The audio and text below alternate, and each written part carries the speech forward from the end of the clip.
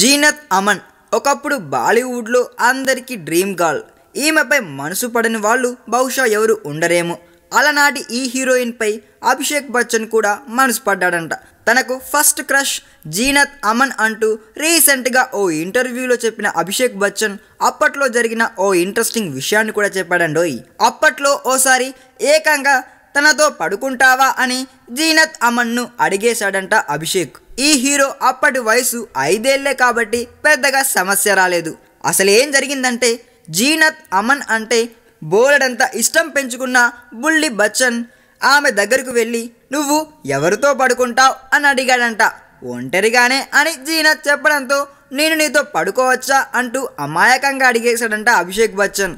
దీనికి నవ్వేసిన జీనత్ కొంచెం పెద్దోడివి అవ్వు అప్పుడు అనిందంట. అప్పటి సంగతులు ఇప్పుడు ఓ ఇంటర్వ్యూలో చెప్పి బోల్డ్ అంత సిగ్గుపడిపోయాడు అభిషేక్ బచ్చన్.